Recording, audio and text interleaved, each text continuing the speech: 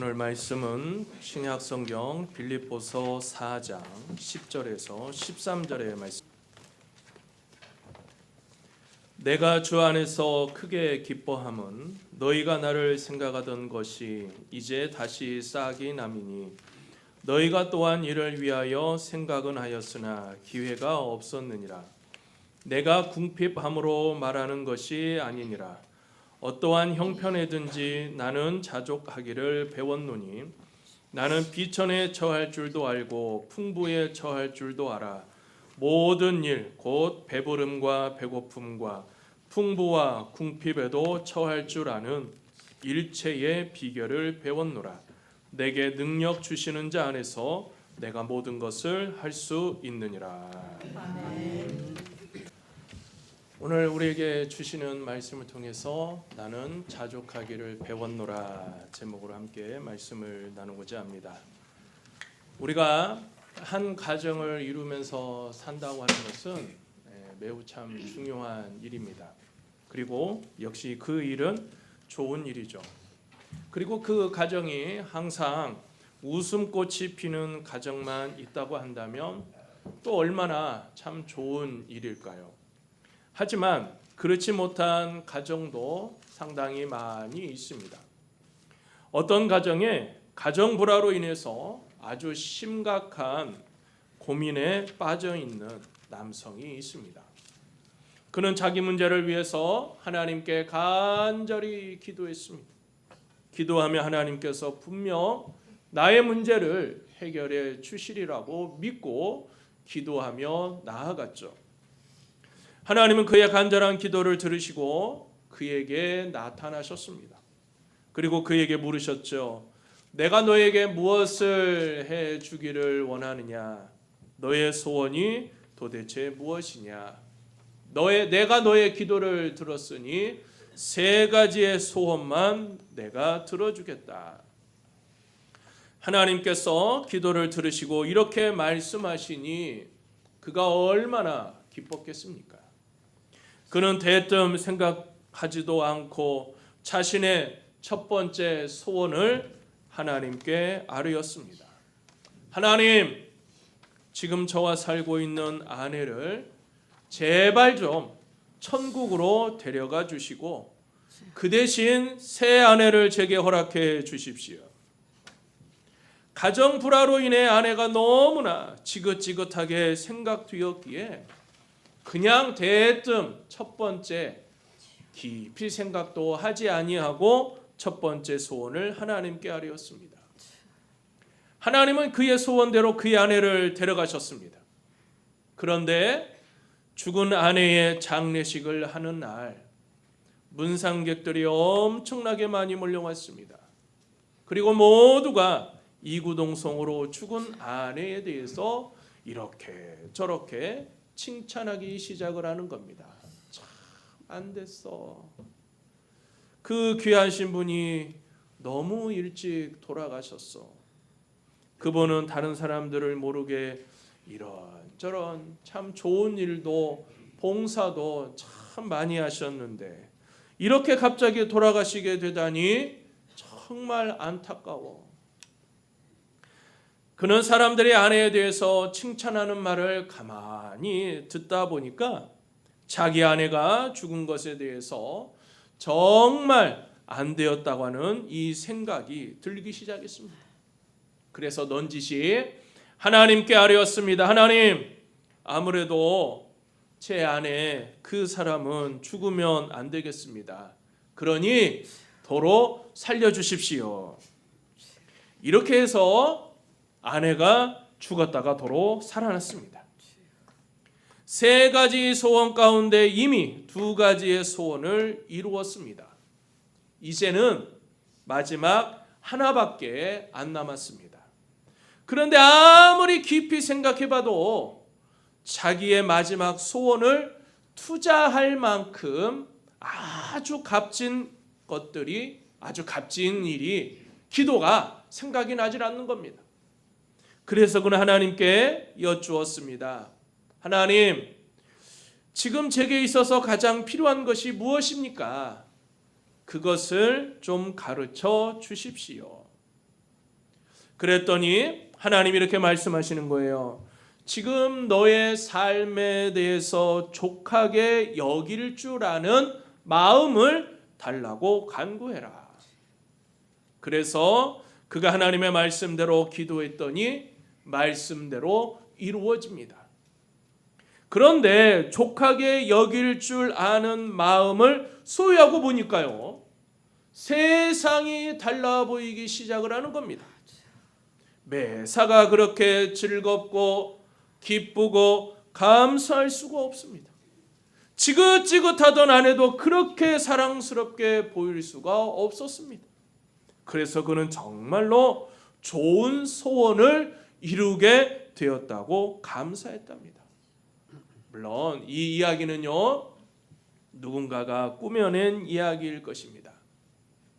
그러나 가만히 생각해 보면 정말로 자신의 삶에 만족하면서 살아가는 사람은 정말 행복한 사람인 것 같습니다. 여러분 모두에게 이와 같은 은혜가 있기를 간절히 바랍니다. 아멘. 오늘 본문의 말씀을 두 가지로 우리가 나누어 생각해 보겠습니다. 첫 번째는 사도 바울이 내가 비천에 처할 줄도 알고 라고 말했죠. 12절 말씀을 보면 나는 비천에 처할 줄도 알고 풍부에 처할 줄도 알아. 모든 일, 곧 배부름과 배고픔과 풍부와 궁핍에도 처할 줄 아는 일체의 비결을 배웠노라. 사도 바울은 12절 처음에 자신의 인생에서 자신의 삶 속에서 비천에 처할 줄 알았다고 말합니다. 바로 그는 예수님의 영광을 위해서 오히려 비천에 처하기를 원했던 사람이었던 것이죠. 우리가 잘 아는 대로 사도 바울은요, 좋은 가문에서 태어났습니다. 자, 베냐민 지파였습니다. 그리고 왕족 출신입니다. 히브리인 중에 히브리인이었고 그는 또 태어날 때부터 로마의 시민권을 가졌습니다. 그가 자라면서 그는 많은 것을 배웠습니다. 그 당시의 명문이었던 가말리엘 문화에서 율법을 배웠죠. 바리새파에 속한 사람이었습니다. 그야말로 장래가 촉망되는 사람이었던 것이죠. 요즘 말로 말하면 정말 아주 그냥 금길만 걸었던 사람이었어요. 금길, 꽃길도 아니에요. 금길만 걸었던 사람. 자신의 인생은 그냥 완전 탄탄대로 엘리트 중에 엘리트였던 것이죠. 그런데 그가 예수님을 믿는다고 하는 사람들을 잡으려고 다메섹으로 가는 길목에서 부활하신 예수님을 만나게 되어집니다. 여느 때와 같이 그리스도인들을 잡으려고 가는 중에 그가 예수님을 만나게 되어져요.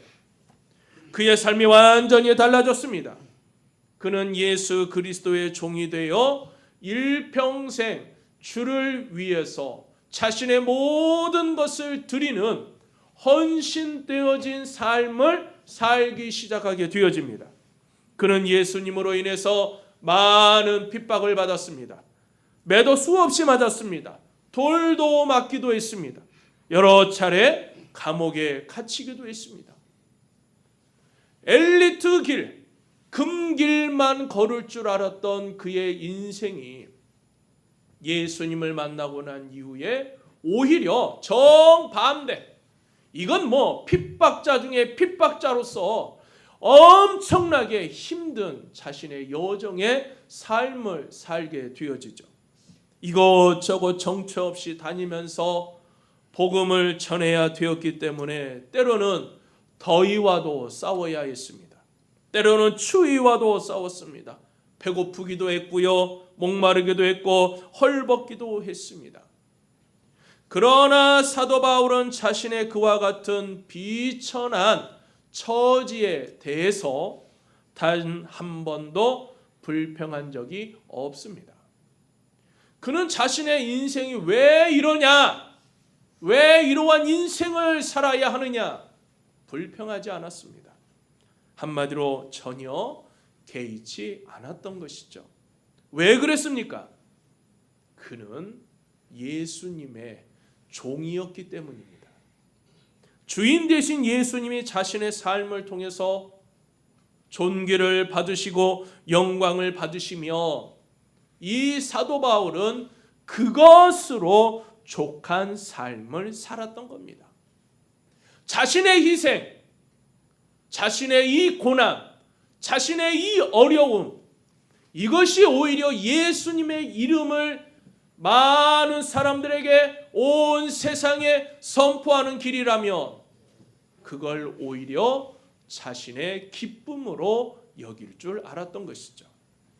그래서 그는 자신의 비천함 속에서도 전혀 개의치 아니하고 그저 예수님의 영광만을 위해서 살았던 겁니다. 지금 사도 바울은요, 로마의 감옥에 갇혀 있는 상황입니다. 불편한 점이 굉장히 많았을 것입니다. 그럼에도 불구하고요, 사도 바울은 자기의 비천한 처지에 대해서 단 한 번도 불평하지 않았습니다. 그는 감옥 속에서도 자기에게 주어진 바로 그 사명에 충실합니다.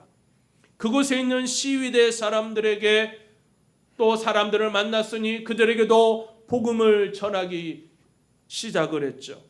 그래서 시위대 사람들을 통해서 로마의 상류층에 있는 사람들에게 또 복음을 확산하게 되어집니다.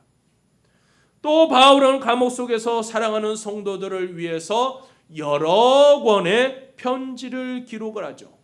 오늘 본문인 빌립보서를 비롯해서 에베소서, 골로새서, 빌레몬서 이러한 성경들을 이 편지들을 보내게 되어집니다. 사람들은 그의 편지를 읽으면서 큰 감동을 받게 되어지죠. 바울은 감옥 밖에서 바로 이렇게 복음을 전할 때에도 훨씬 더 복음의 진보에 큰 효과를 얻게 되어진 것이죠. 사랑하는 우리 성도 여러분, 바울이 이렇게 자신의 삶을 예수 그리스도를 위해서 온전히 바쳤더니 완전히 달라진 이 삶을 살게 되어진 겁니다. 자신의 비천함에 처해 있던 이 상황 속에서도 그저 예수 그리스도를 온전히 내세우니 그 속에 예수님의 큰 은혜가, 예수님의 역사하심이 그 안에 고스란히 담겨 있었던 겁니다. 두 번째로는 사도 바울은 풍부에 처할 줄도 알아 라고 말합니다.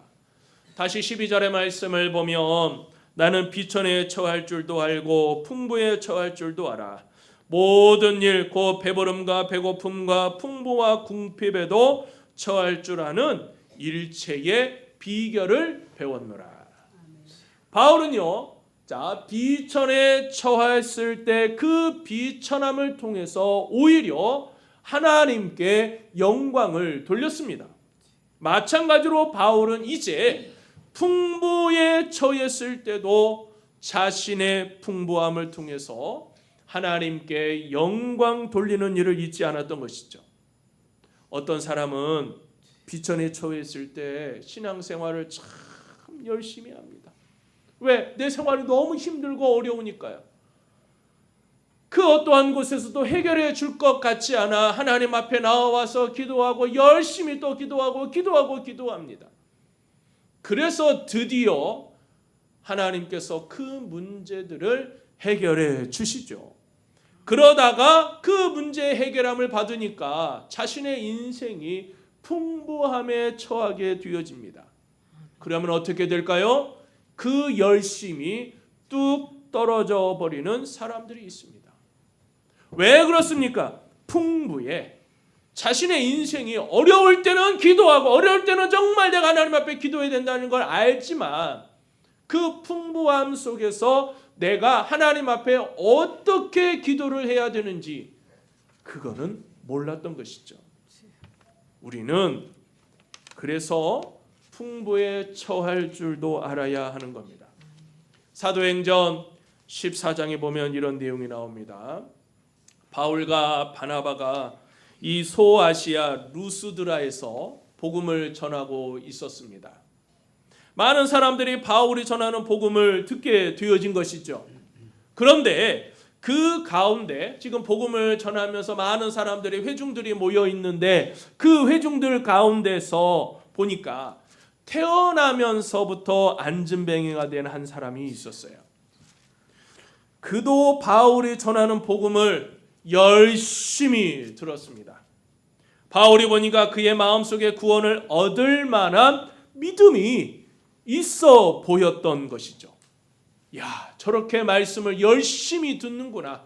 그 마음속에 믿음이 있을 것이고 그 믿음을 통하여서 그 사람이 분명 예수 그리스도의 구원의 섭리 가운데 거하게 될 것이다.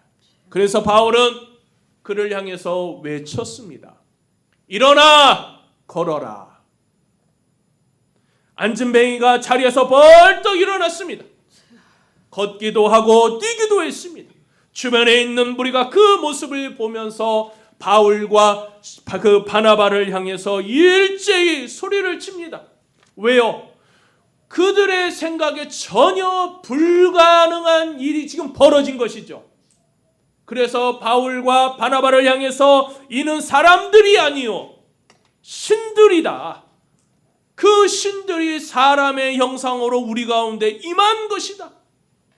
그러면서 그들은 바울과 바나바를 향해서 마치 신들에게 하는 것처럼 짐승을 잡아서요 제사를 드리려고 하고 있었던 겁니다.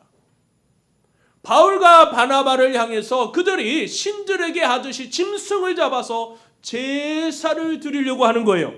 그러니 바울과 바나바가 이 상황을 얼마나 놀라웠겠습니까? 급히 자기들의 옷을 찢으면서 그리고 그 무리를 향해서 이렇게 외쳤습니다. 여러분, 이러지 마십시오. 우리도 여러분과 똑같은 사람들입니다. 왜 우리가 당신들에게 복음을 전합니까? 이와 같이 헛된 일을 하지 말라고, 참되신 여호와 하나님만을 섬기라고 우리가 당신들에게 복음을 전하는 것이 아닙니까? 그러니 오직 하나님께만 영광을 돌리시기를 바랍니다. 아멘. 이 일을 진행한 것은 하나님이시라고 하는 거예요. 이 안전뱅이를 일으키신 역사는 하나님께서 하신 일이지 자기들이 결코 아니라는 것입니다. 그저 자신들은 하나님의 도구라고 하는 것이죠. 하나님께서 사용하시는 도구에 지날 뿐이지 자신들이 결코 한 일이 아니다. 그러니 우리에게 지금 여러분들이 이런 일을 하는 건 매우 잘못되어진 일입니다. 그러니 바울은 그러한 풍부함 속에 처해 있을 때에도 그 속에서 하나님께 영광 돌리는 일을 잊지 않았던 것입니다. 빌립보 교회는 사도 바울에 의해서 세워졌습니다. 바울이 빌립보를 떠날 때 빌립보 교인들은 바울의 복음 사역을 돕기 위해서 헌금을 했습니다. 그러면서 앞으로도 바울이 어디를 가든지 복음 사역을 위해서 계속해서 물질로 돕겠다고 약속을 했습니다. 그런데 이런저런 사정으로 인해서 그 물질로 도우려고 했던 그 약속이 제대로 지켜지지 않아요. 그때 바울이 로마의 감옥에 갇혀 있다고 하는 이 소식이 바로 그 빌립보 교인들에게 전해집니다. 빌립보 교인들은 마음속으로 미안한 생각이 들었죠. 저들은 급한 마음으로 이 사도 바울을 위해서 모금을 하게 되어집니다. 꽤 많은 돈이 모였어요. 그래서 그것을 18절에 있는 말씀대로 에바브로디도 편으로 감옥에 있는 바울에게 전하게 되어집니다. 사도 바울이 그것을 받게 되어졌을 때 바울의 입장에서는 아마 이렇게 말할 수도 있지 않았을까요? 아우, 저 무심한 사람들, 계속해서 내가 행하는, 내가 전도하는 이 전도 사역에, 선교 사역에 계속해서 돕겠다고 하더니 그래, 그동안은 돕지 못하고 내가 이렇게 그냥 어려운 지금 이 감옥에 있다고 하니까 이제야 그것을 가지고 왔단 말이냐? 그러나 사도 바울은 전혀 이러한 마음, 전혀 그러한 내색을 하지 않았습니다. 바울은 빌립보 교인들의 사정을 충분히 헤아려 주면서 그들의 사랑을 큰 기쁨으로 받았습니다. 그것이 바로 오늘 본문의 10절의 말씀입니다. 내가 주 안에서 크게 기뻐함은 너희가 나를 생각하던 것이 이제 다시 싹이 남이니 너희가 또한 이를 위하여 생각은 하였으나 기회가 없었느니라. 이 10절의 말씀이 무슨 뜻일까요? 빌립보 교인들아, 너희가 그동안 나를 돕기 위해서 생각은 참 오죽 많이 했겠느냐. 그러나 내가 정처 없이 여기저기 떠다니는 바람에 너희가 나를 돕고 싶어도 제대로 기회가 없었을 것이다. 그런데 이제 내가 감옥에 갇혀 있으니까 비로소 너희가 나를 제대로 도울 수 있는 기회가 왔구나. 그러면서 바울은 만에 하나라도 자신이 그 빌립보 교인들에게 부담이 되는 것을 피하기 위해서 한마디를 덧붙여요. 11절 말씀을 보면 내가 궁핍함으로 말하는 것이 아니라 어떠한 형편이든지 내가 자족하기를 배웠노라. 좀 더 구체적으로 17절 이하에 이렇게 얘기를 해요. 17절 이하의 말씀을 보면 내가 선물을 구함이 아니요 오직 너희에게 유익하도록 과실이 번성하기를 구함이라. 내게는 모든 것이 있고 또 풍부한지라 에바브로디도 편에 너희의 준 것을 받음으로 내가 풍족하니 이제 받으실 만한 향기로운 제물이요 하나님을 기쁘시게 한 것이라. 아멘. 지금 바울이 크게 기뻐하는 이유가 무엇입니까? 빌립보 성도들이 물질을 보내어 주었기 때문에 자기가 그만큼 풍부하게 되어졌다. 그래서 기뻐하는 게 아니에요. 그 물질로 인해서 기뻐하고 그 물질 때문에 이제 내가 힘을 얻을 그 원동력, 일을 할 수 있는 원동력이 생겨졌으니 그것으로 내가 기뻐. 전혀 아니었습니다. 그럼 왜 기뻐한다고 했을까요?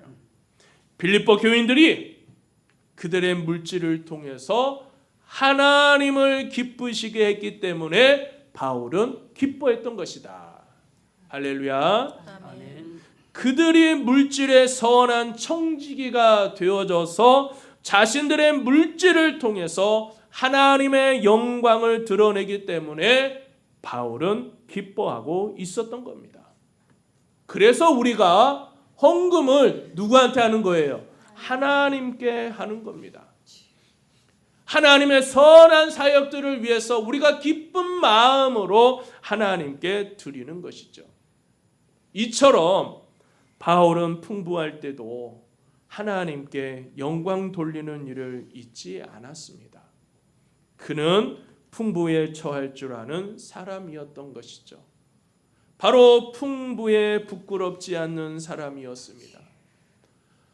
사랑하는 여러분, 물질이 조금 더 있다고 해서 우리가 혹여나 거만을 떨고 없는 사람을 무시하는 사람은 이러한 풍부에 처할 줄 모르는 사람입니다. 풍부에 부끄러운 삶을 살고 있는 사람인 것이죠. 우리는 그렇게 되지 않기를 간절히 바랍니다. 우리에게 물질이 있을수록 더욱더 겸손하고 그래서 비천함에 처하든 아니면 풍부함에 처하든 우리는 항상 그 속에서 나는 자족하기를 배웠노라. 오늘 사도 바울의 고백이 우리 모두의 고백이 될 수 있기를 간절히 바랍니다. 아멘. 기도드리겠습니다. 고마우신 하나님, 나는 자족하기를 배웠노라. 오직 비천에 처했을 때도 또는 풍부함에 처했을 때도 그 모든 것에 자족하고 이 모든 것이 하나님의 은혜인 것을 저희들이 깨닫게 하여 주옵소서. 그래서 그 모든 것이 다 하나님의 은혜요, 하나님의 역사요, 하나님의 살아계심을 우리가 깨닫고 모든 영광 하나님께 올려드릴 수 있는 우리 모든 성도들이 되어줄 수 있도록 함께하여 주옵소서. 예수님의 이름으로 기도드리옵나이다.